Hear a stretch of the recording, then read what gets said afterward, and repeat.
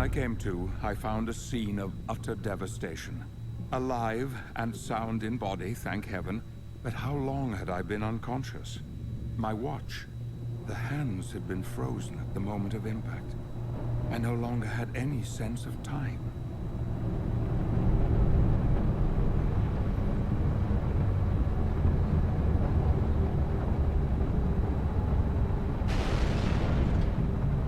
I knew the city's population would be trying to escape to the countryside, but my brother Ben and my fiancée Emily were here in London, trapped at the heart of the conflict, and I had to find my loved ones. The train looked as if it was a child's toy that had been thrown to the ground.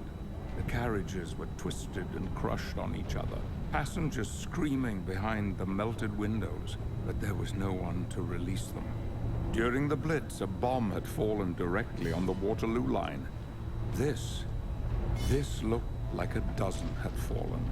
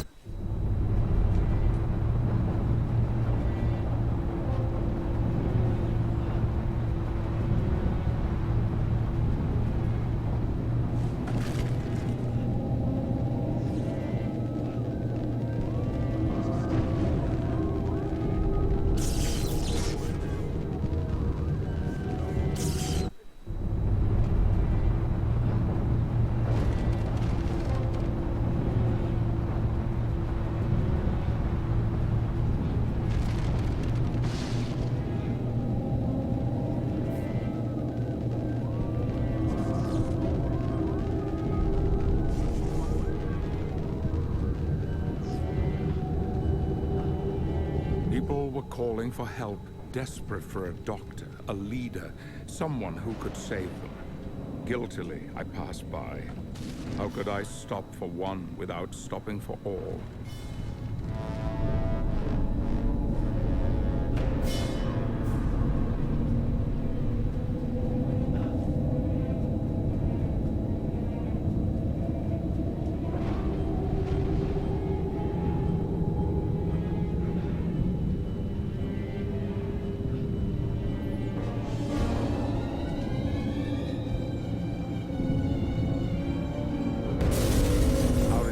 Seemed as tall as Bankside Power Station, fueling an engine more destructive than anything I could imagine.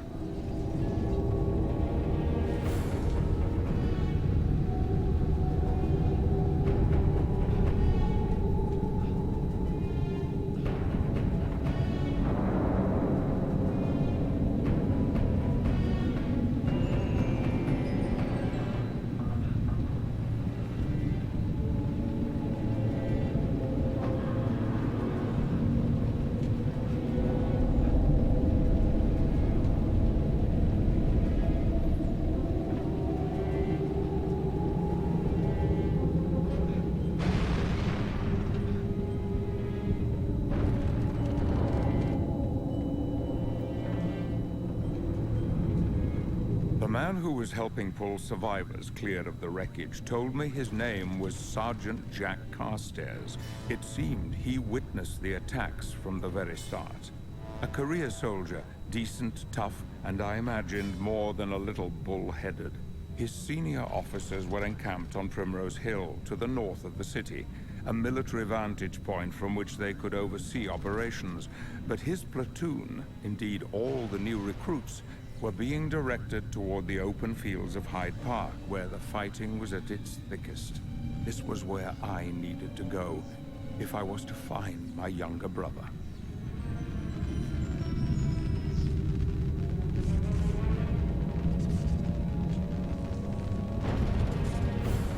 In the space of a few hours, my world had been turned on its head. Already I had witnessed things that would stay with me forever.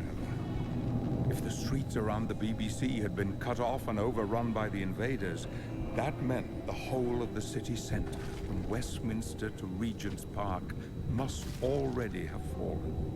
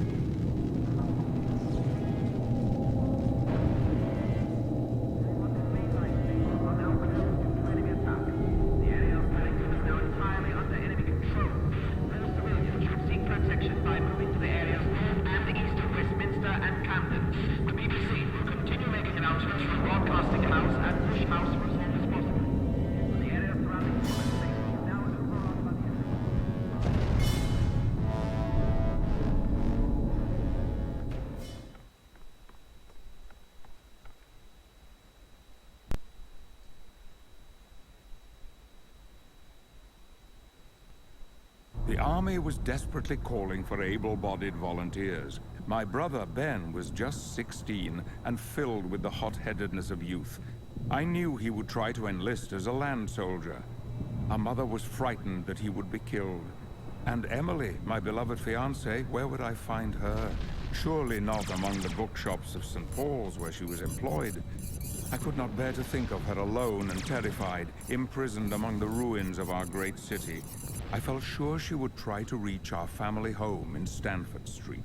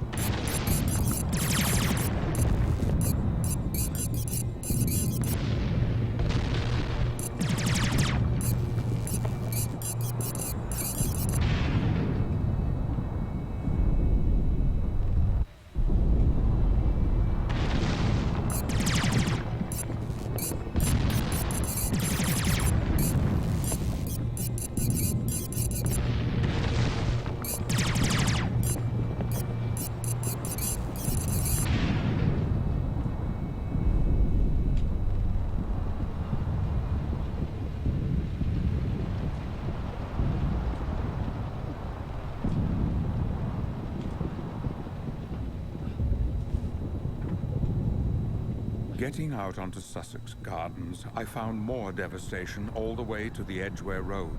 Out here I was vulnerable and exposed. I could see a thick pall of smoke rising from the tube station at Lancaster Gate. For years after the war, many of these back streets would remain derelict and unsafe, the haunt of those beyond the law. But for now, the streets leading down toward Marble Arch and Hyde Park were filled with smashed vehicles and smoldering debris, and those terrible, monstrous things.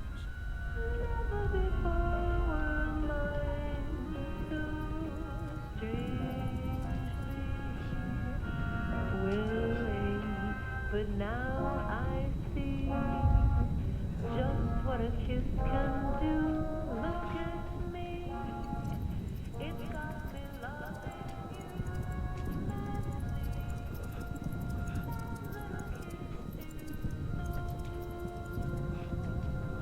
Tells all my heart and soul.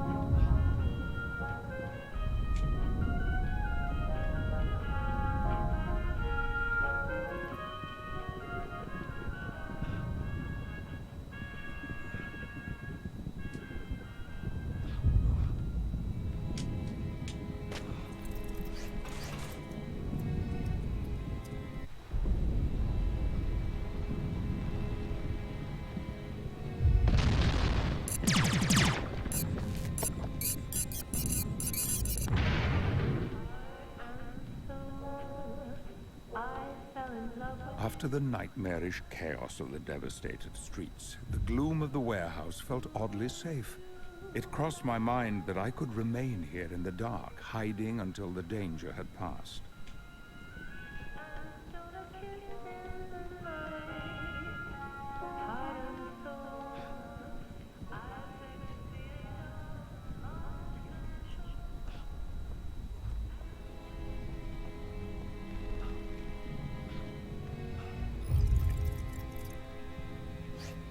A thought made me shiver.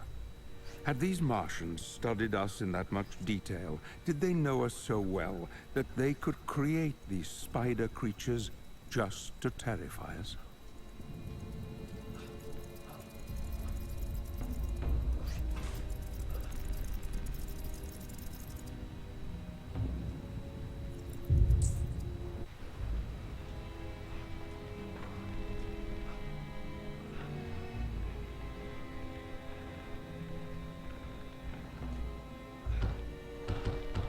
Just as I had watched amoeba moving about on my microscope slide, so the Martians saw us. We were nothing more than germs to be eradicated. To my scientific mind, it made an appalling kind of sense.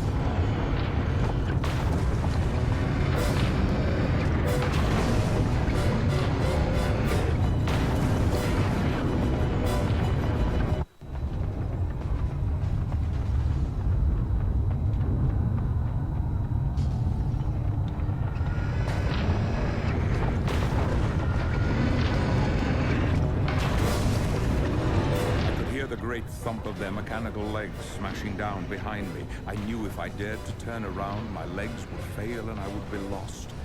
We were being herded by the machines, but we couldn't outrun them, only find new places to hide.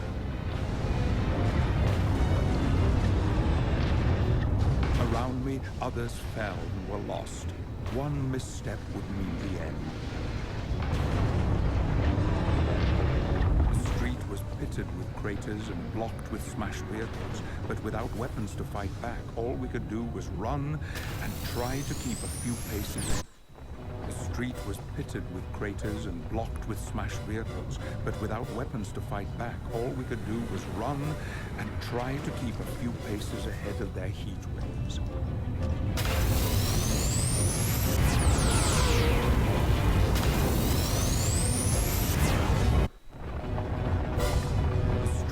Pitted with craters and blocked with smashed vehicles, but without weapons to fight back, all we could do was run and try to keep a few paces ahead of their heat waves.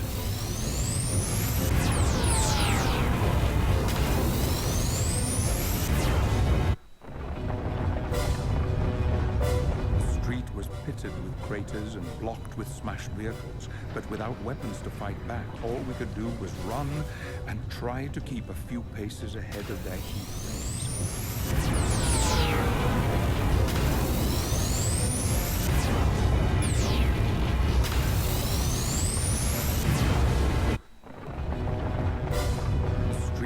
Pitted with craters and blocked with smashed vehicles, but without weapons to fight back, all we could do was run and try to keep a few paces ahead of their heat waves.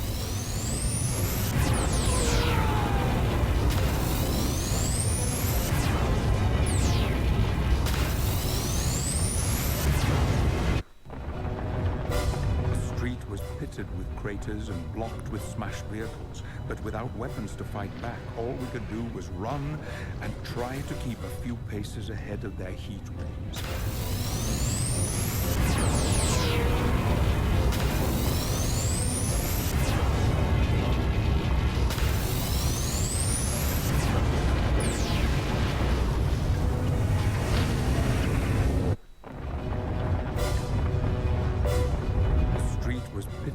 craters and blocked with smashed vehicles, but without weapons to fight back. All we could do was run and try to keep a few paces ahead of their heat waves.